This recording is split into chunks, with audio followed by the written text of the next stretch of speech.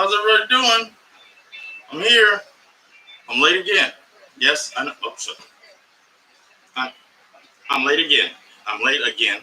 But I made it. That's what counts. What counts is that I'm here. I'm available. I'm open to you all. In the middle of the day. Middle of the day me. That's what you get. This is middle of the day me. So how's everybody doing today? Everybody doing good? I am. Got one person in early. We got one person in already. It's already started better than last time. Let's see. See if I got the chat opened up. Just feel free to talk, say something, say hi, say fuck you, whatever. I mean, whatever floats your boat. Whatever you want to say to moi. I'm gonna talk about some things here. Let me do this. Okay, whatever. I'm not gonna do that. I'm not gonna do that. Hold on. Now I see the mic working. See, these are so much better during the day, like when the sun's up. You know, things work better.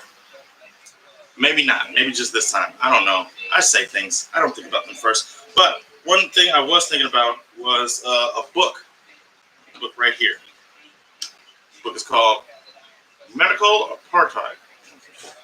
Medical Apartheid. I don't know. This might be in reverse. I don't know if it is. But this book.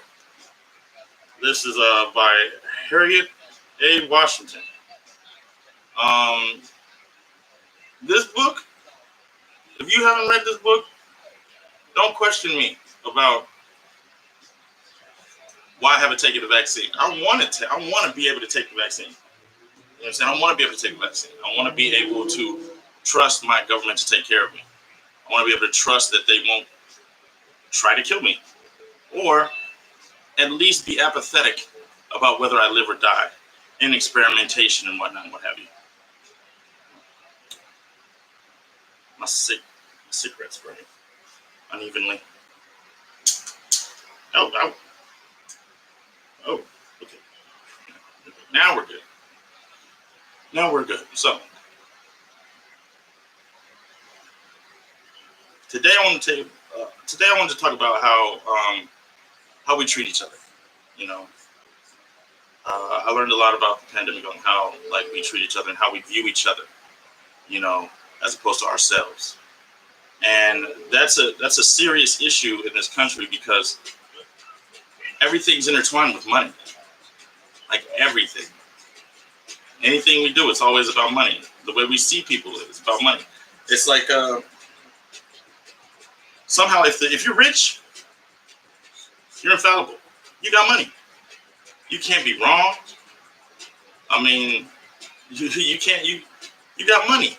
So that means you're successful. That means you're successful. You have money, that means you're a success. If you don't have money, that means you're not a success. That means you haven't succeeded in life. No matter what else you've done, that means nothing if you die broke. And that's the story of so many artists and so many entertainers, so many scholars. They died broke because their goal wasn't money. It was knowledge. And the goal wasn't power. I mean, seeking knowledge, you will gain power. But that's not the end all and be all of knowledge. I'm trying to find my ashtray. Here we go. That's not the end all and be all of knowledge. Knowledge isn't about gaining power, it's about gaining wisdom. It's about gaining a greater understanding of yourself and the world around you. And if that's your goal, you may die broke. And you will be a failure in the eyes of most people in the United States of America because we're completely driven by money. All the decisions that we make are based on money.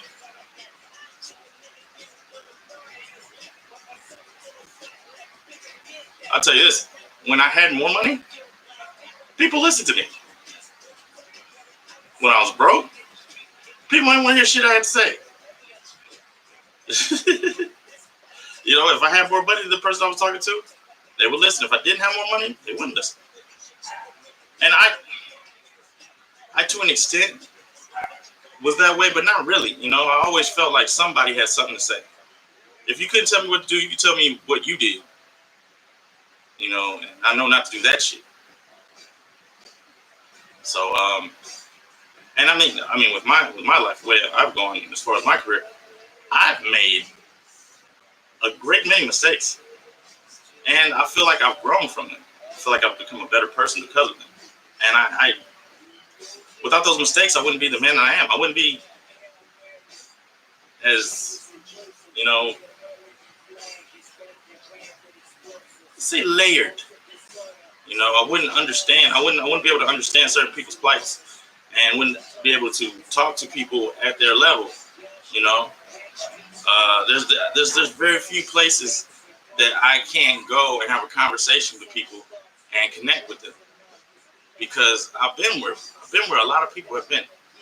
And I didn't want to go those places many times, but that's the nature of life. Life is making mistakes, and we're so afraid of being broke, because broke is such a bad place to be. It's like, I'm broke. I can't get shit. I can't buy shit.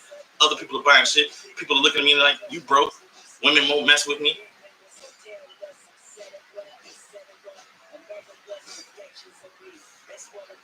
But at the same time, we'll say money is the root of all evil. Then how come there's so much money to get to church? We're a society that says we're one thing but do another thing, and that should not be the case. We need to start practicing what we preach and treating each other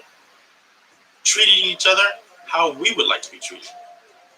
The craziest shit I saw, because I like to say that's the golden rule. That's the golden rule. Treat other people the way you would like to be treated. Do unto others as you would do upon yourself. It's simple. It's the simplest thing. But nah, sir. People be feeling like, nah, B. Nah, son. I can't do that.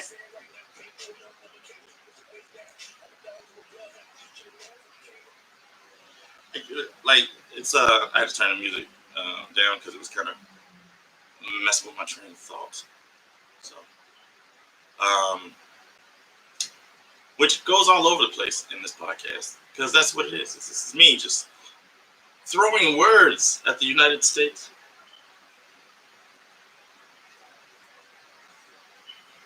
I cooked some quail today. We'll see how that turns out. I'm gonna have to leave for a moment to grab the quail. I don't know how to pause the thing. That would be nice to know how to pause this. But onward and upward. So, what were we talking about? Treating each other, doing ourselves. Oh, yes. I had a PlayStation 4, right? And my PlayStation 4 died. So I had my mom send me the Xbox that I had in Indiana, because she wasn't using it. She's not a gamer like that. It was just attached to her TV setup. And so anyway, they had the platinum rule. They said one step above the golden rule is the platinum rule. Brought to you by Microsoft. Now the platinum rule says treat other people the way they would like to be treated.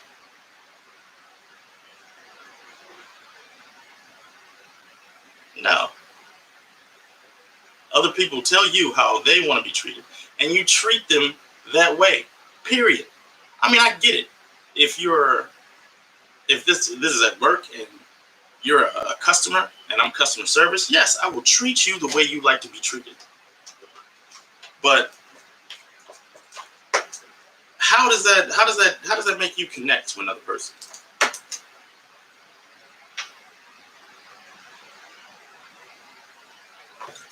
It is hot. And I tell you what, this water with Weiler's Light, because I got the diabetes.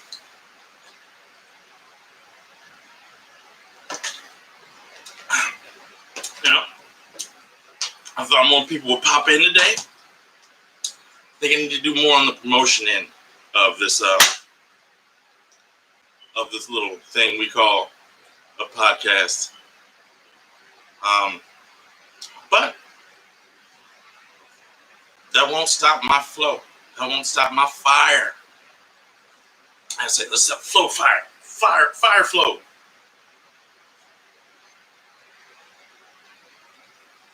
Yeah, I'm here. Okay. Again, craziness all over the place. Ibo Vs. Okay. We were talking about the platinum rule, treating other people the way they would like to be treated. That's stupid. That's dumb. I mean, that's not how people should operate. We're just gonna walk around placating each other. That's the thing. Like, conflict strengthens. If you can get through conflict in a relationship, no matter what relationship, be it a friendship, be it family, romantic, you have to disagree.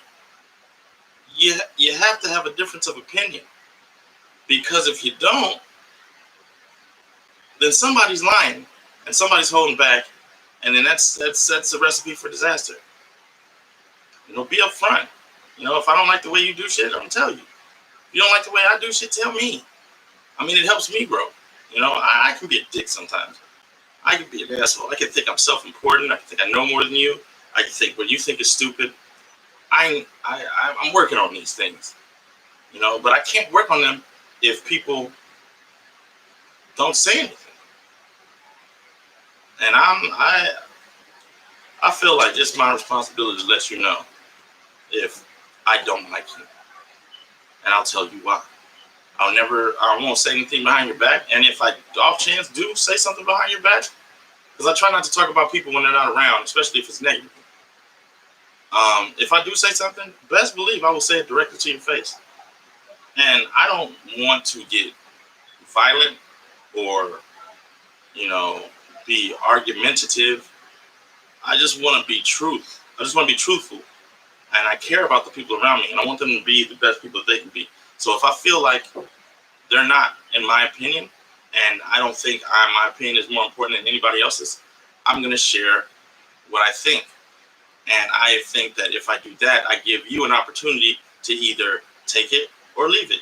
You either run with it or you don't. You could do with it what you will. But I think as a friend, that's what I'm supposed to do. And there's too many people that are yes men. Like yes man all the time, just like, yeah, no, that was good. Especially got a rich homie or somebody they want something from. They'll tell them whatever they want to hear to get what they want. I mean, that's a part of being in this type of, environment where money is king. Everybody's just trying to get paid. Everybody's just trying to, because everything comes down to money. So, which is all a big illusion. We live in this illusion that money controls everything. Money is nothing but paper. It's the power behind the money. And that's the real control. And that's manipulation. And the thing to me is like, how much of your life did you spend chasing an illusion? How much of your life did you spend worrying about an illusion? How much of your life do you spend worrying about what people think about you that don't even really think about you?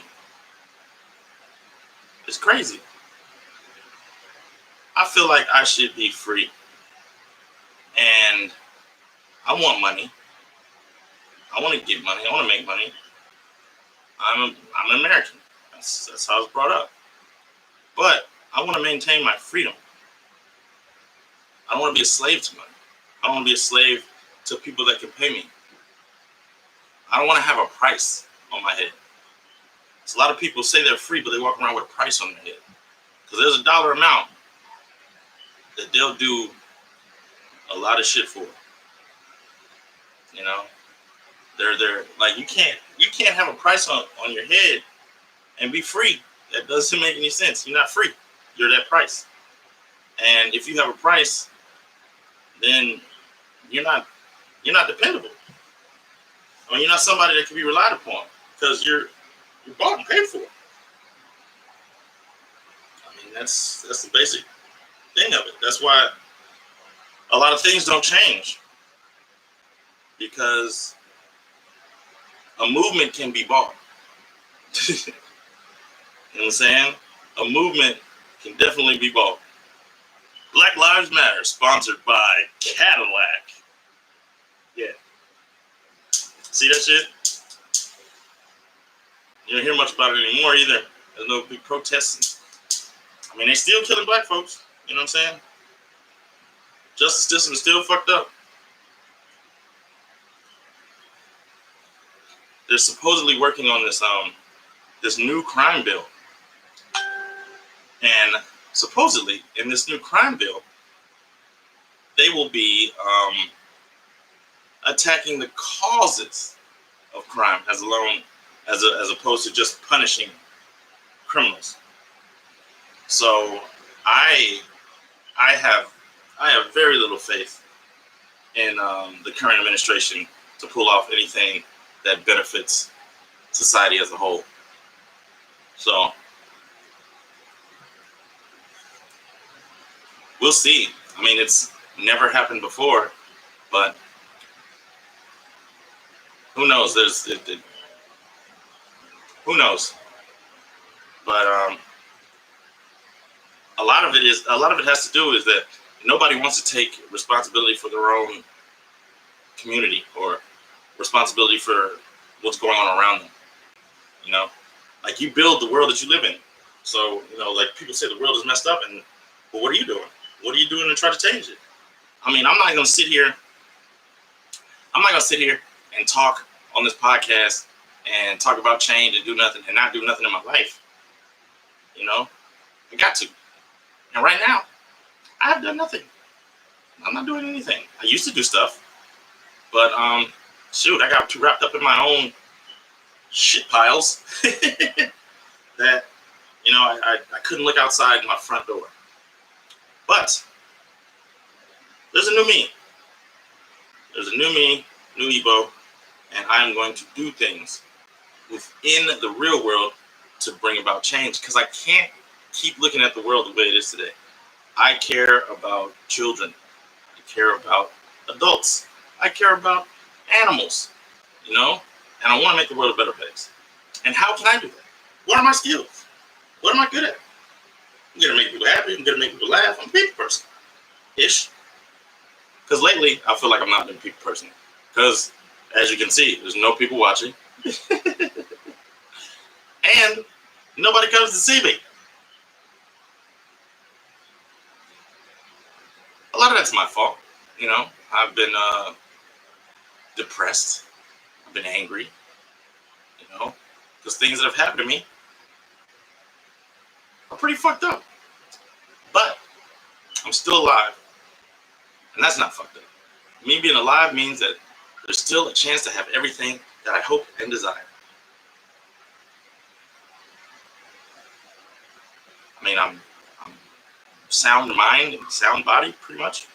You know, so that's a little diabetes, little smoking habit, you know, and the diabetes.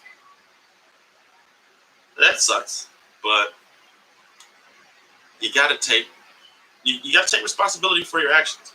My diabetes is a direct result of my gluttony and my stubbornness and my unwillingness to accept the truth of my situation. That's how I got diabetes. Because I was told, I was warned about it. And I proceeded to ignore that warning, and then I ended up with diabetes. Do I continue to ignore warnings? Yes. Do I try to stop ignoring warnings? Yes. I'm a success and a failure at the same time. That's the nature of most people. Nobody's one thing. People are complicated. People have layers like an onion. Huh? You know, like an onion?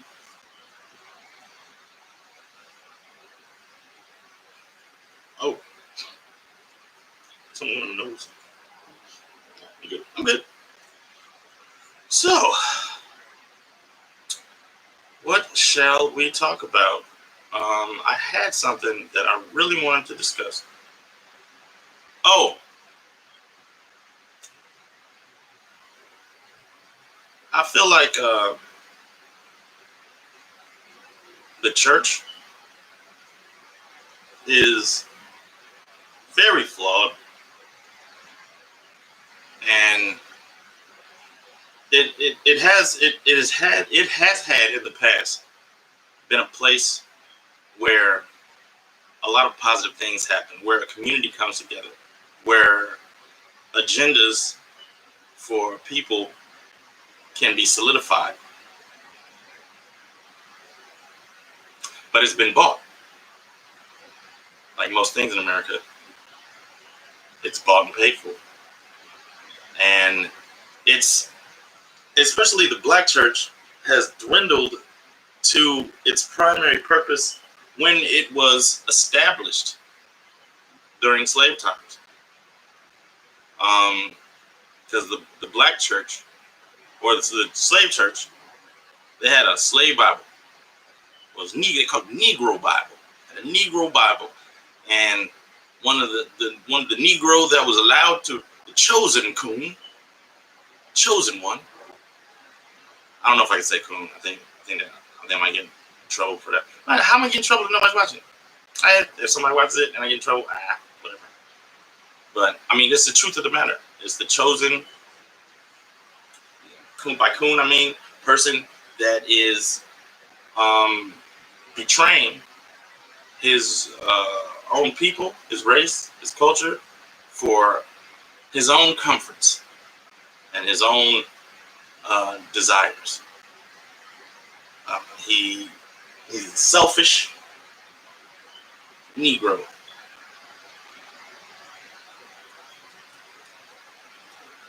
Some people confuse coons as people that sound like white people. Or, you talk like a white person, must be a coon. You know what I'm saying? Like, because I don't talk hood, or I'm not about hood shit, I gotta be a coon. I'm like, nah, son, that's not how that shit works. I learned how to speak the English language because I was fascinated by it.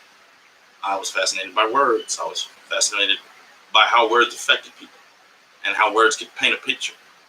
Words were an art to me, so I really enjoyed them. So yeah, I like words. So I sound like a fucking nerd most of the time. A lot of the time. Sometimes I don't. Usually when I get angry, I don't sound like a nerd. I sound like a nigga from the hood. But I am from the hood, so it's in me. I'm not ashamed of it. Like, dude, I did an episode about, like, we need all types of black folks. We need the hood, ratchet, we need everybody.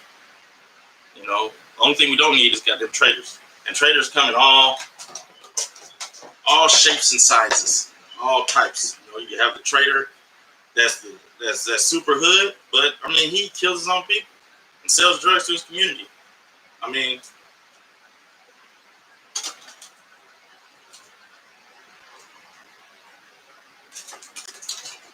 who's more of a sellout than a drug dealer? And we celebrate these fools. These people that poison our community and profit off the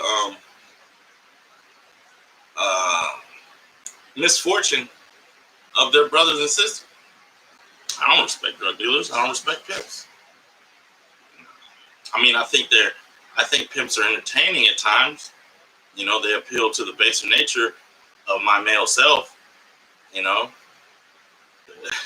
Pimps are, but to me, they're just like, to me, a pimp is a hurt boy. He's a boy that's been hurt, and so he decided that he's gonna hurt every single female he encounters. I don't know if he had problems with his mama, he was molested when he was a little kid, but some woman hurt him so bad that he's gonna hurt every single woman that comes across his path. And he's gonna manipulate and deceive and use her until she can't be used anymore. That's a pimp to me. And that shit, I don't see how people respect it.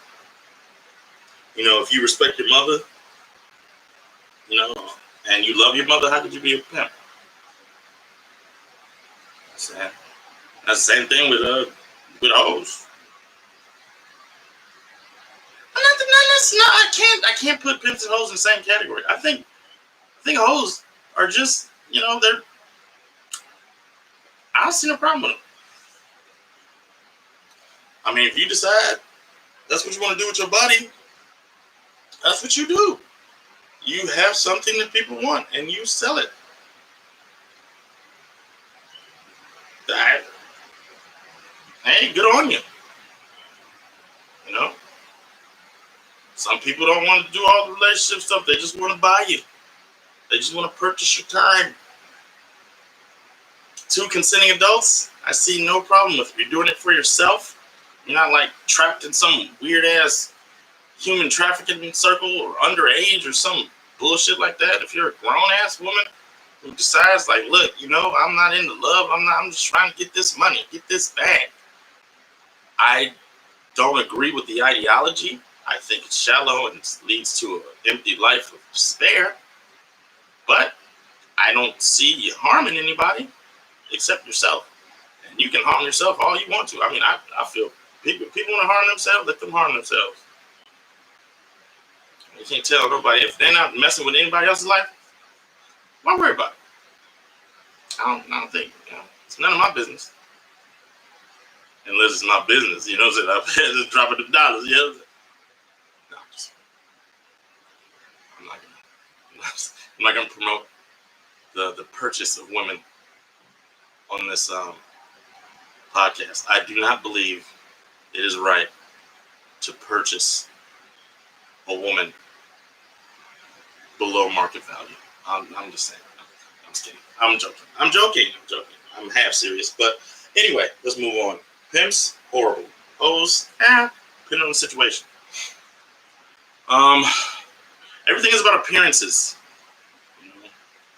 Like the thing with the drug dealers, they appear like everything is great. They got the car, they got all this stuff, they got money, you know what I'm saying? They live this dangerous life. That, I got guns, I shoot at and shoot niggas. But I mean, every drug dealer in my checkered past of addiction and homelessness, every drug dealer I've encountered has looked like a nervous wreck. I mean, they have obvious PTSD. I mean, when you really out there in them streets, when you really out there living that life, motherfuckers are going to try to kill you a lot. And the more successful you get, the more people are going to try to kill you or get you off the streets. So you always got to watch your back. And your body can't really handle it. I just know that from me being, serving in Iraq as a United States Marine. You get fatigued after you. It's mental fatigue. It turns into physical fatigue. It starts to mess with your psyche, how you see things and how you look at things. And you become always on guard and never not alert. You can't really relax. And if you can't relax, you live your whole life never relaxing. When you think you're going to die, you ain't going to let it be 80 like that. So, it's no good. No bueno.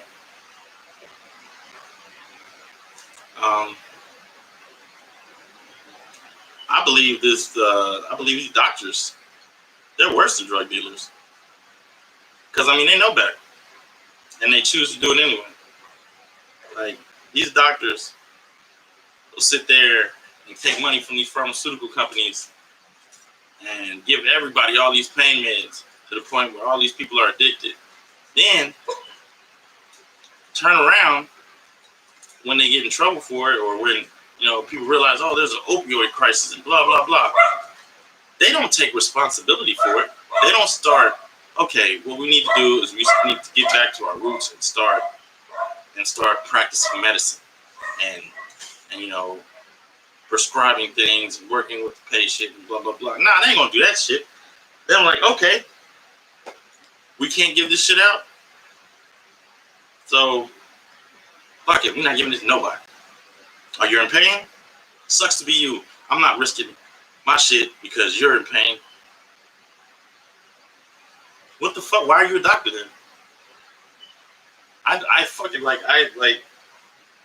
doctors, like after my experience and being in pain and just having people look at me like I wasn't even human. I mean, it's just, I probably bring this up every episode, but it's still just a jarring experience that I haven't even really gotten over yet. It's probably the most scared I've ever been. It's just to be helpless and to be asking for help and be in pain and be like, and then have them look at you like, nah, B, take that shit somewhere else. We ain't giving out no pain medication over here. But as neither here nor there, I mean, I'm trying to work with the VA to help change the situation so that people like me don't suffer, other veterans that don't have a support system to get out of it. Because I tell you what, every time I get a pain in my back, I get scared. Like every time I get a little twinge or something, I'm terrified. Because going to the hospital, I mean, for me, that's like getting pulled over by the police. I don't know what's going to happen. I don't know what they're going to do to me. But they showed me things that they were capable of that I didn't think that they were capable of. I mean, it's a sad state of affairs. I mean, we got people who are veterans who serve the country, and this is not even about race. Like they treat these men that sacrifice time with their family, sometimes even a family, sometimes a piece of themselves for what this country could be, and then they turn around and get treated like lab rats, lied to, poked, prodded, manipulated into doing things that they would not normally do, but since they're in a desperate situation, it's just hard for them to see another way. So you end up in the cycle of just dependency upon the government and addiction and not feeling like yourself, because you weren't like this when you were enlisted, because you had a purpose. And then you get out and people had all this fake love for you. Oh, thank you for your service. I can't stand that fucking phrase. Thank you for your service. Because most people don't really mean it. There's one dude just told me flat out. I was like, man, don't say that to me. He's like, well, I have to say it. I'm like, that's why I don't want you to say it, because you have to. You shouldn't have to say it. If you feel it, you feel it. If you don't, you don't. I don't give a shit. I know most people that I know didn't go to war or didn't fight for this country so that people could agree with me. I fought, like I was willing to sacrifice my life for the fact that you don't agree with me. That's what I'm saying. Like, I want you to not be on my side. I need that opposing opinion. That's what we need. We need these arguments. We need this conflict. We need this chaos to build something better. Growth is difficult. Growth is painful, and it's jarring. That's what makes it growth. That's why you become different after growth.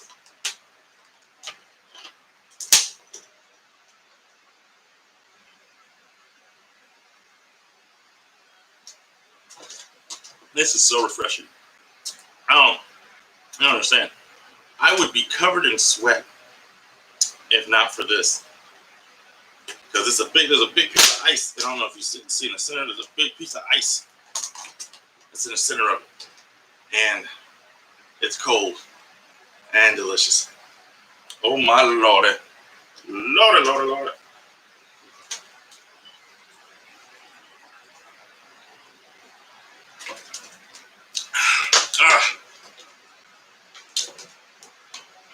It feels like it's kind of lumbering along the show. I feel like I'm boring today. Why am I boring? I got something though. Yeah, I got something for the next show. I have a segment. I had an idea for a segment. Didn't write it out now, but man, I think it's gonna be dope. Me personally, I think it's gonna be cool. It's a surprise. I thought about it while I was driving. That's another thing that's a blessing. It's a complete blessing. It's like every time I think about me driving, man, that shit, man. Do you understand? I'm driving with a valid license, man, and insurance, bro. I have a license and insurance. Do you understand how? Man, I never had that shit. Yeah, I never. Technically, I don't have insurance. I don't have a license or insurance right now because I lost my wallet working. I like it's. I feel bad about it. I lost my wallet doing something fucked up, but I literally lost my wallet hustling. You know what I'm saying? Trying to make that money, trying to take care of myself, trying to be independent, not trying to ask nobody for no money. Man, I'm gonna make my own money. I can walk. I'm upright. Got my head on straight. I'm gonna make this money. Get this guapolini, fettuccine eating, nigga. I don't know what that is. But I'm just it's yeah, my insurance is lapsed right now, and I'm late on my car payment, and my license is gone. But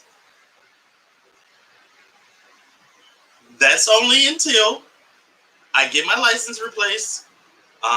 Once my card for my money gets here, I have the money to pay for my auto insurance and my car note and my rent. So everything, all the money's there. It's no, I'm mildly responsible. What's up, Ralph? My bro.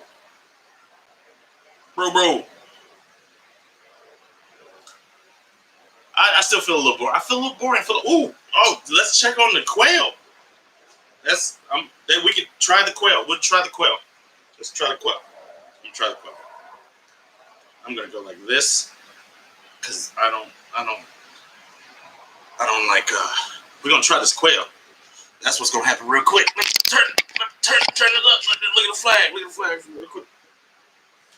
The trail, the quail's finna go downtown. Yep, that's me. Going to get the quail.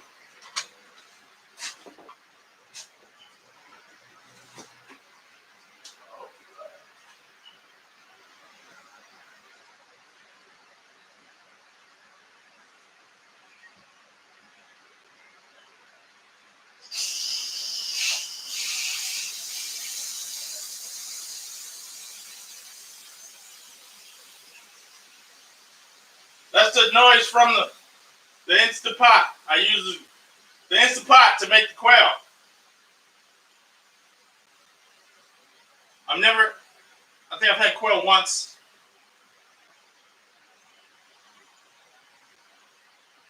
I've never cooked quail. It's a weird looking bird. I'll just tell you that much. That dog skin.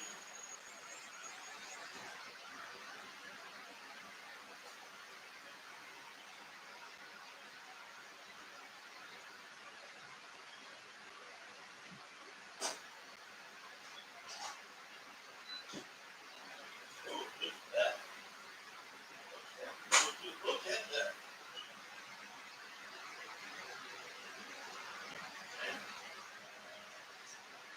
Well, that's tender, son. That's just tender, bud.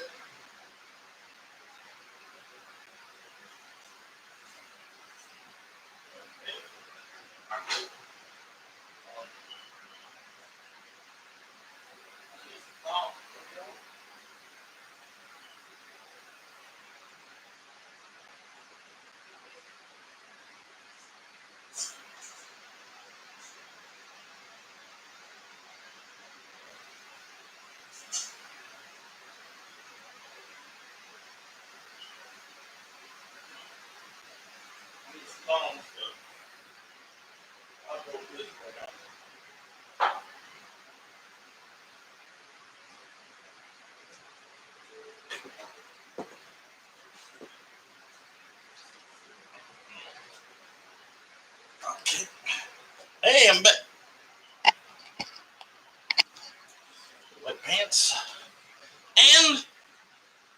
And I have quail. Yeah.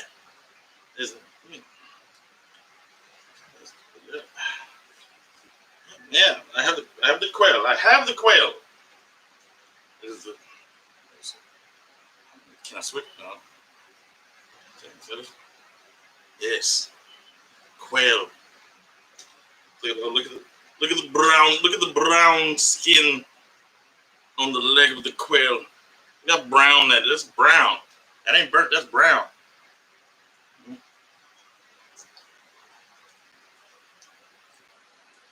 You know what?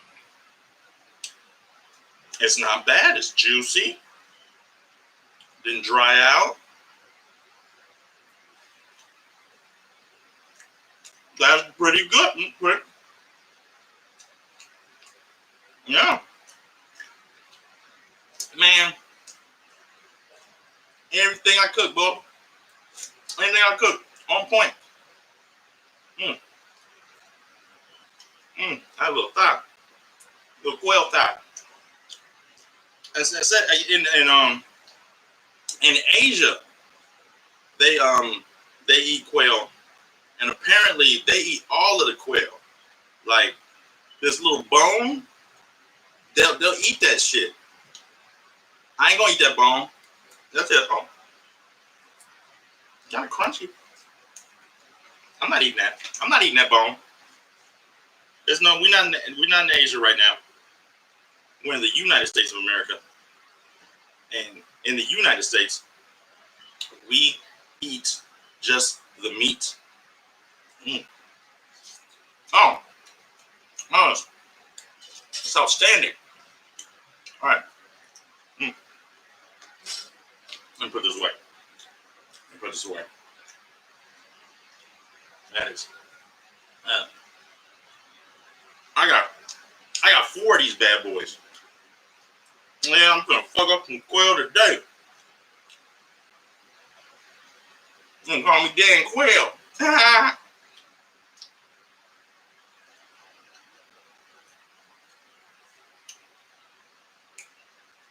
Dan Quail alive? I know. Didn't George Bush Sr. die? I think he's dead. George W. is still alive. Shit. But man, that was a success. I am so glad because they said it was kind of gamey, and it is kind of gamey. So when you have a meat that's gamey, you want to cook it fast and season it heavy, but not too heavy. You don't want to make it like just big salt ball or nothing like that. You know, a nuanced seasoning. Give it a flavor.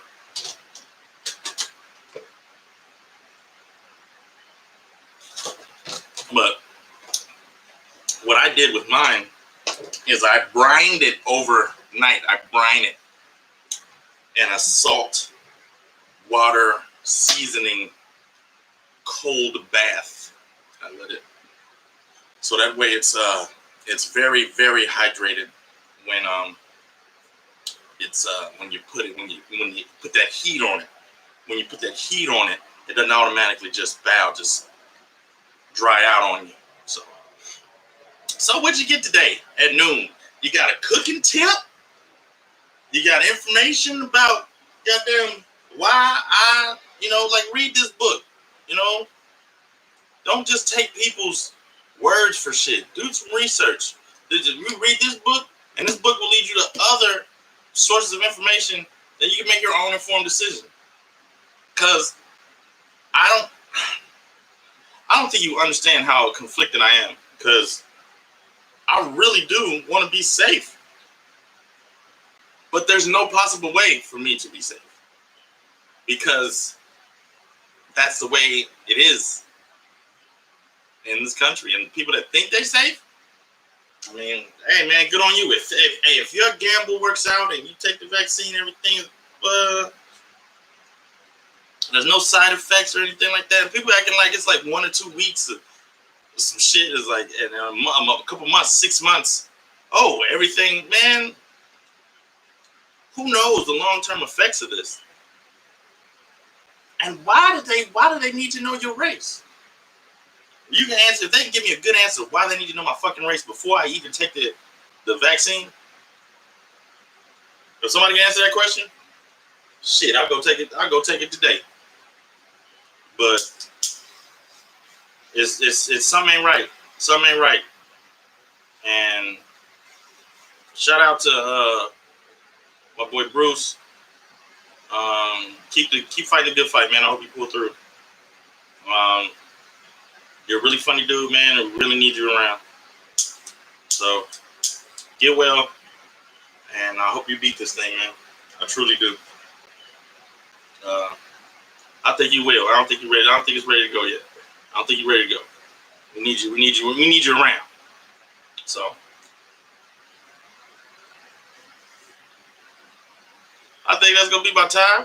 And I'm gonna see you again. See, I'm gonna get this right, right? I'm gonna get this right. I'm gonna see you again at midnight. I swear. It may be like 12:08. It may not be, but I'm gonna try to do the midnight on the dot. I'll be there. And then again at this time tomorrow. So you're gonna have plenty of me, baby. Yeah. Yeah. You're gonna have a lot of me. So you yeah, I'm about to get on. I'm about to get on right now. You know what the fuck it is? I'm shooting a nigga in the face. So buddy Ralph, he's from the ATL. ATL, shout.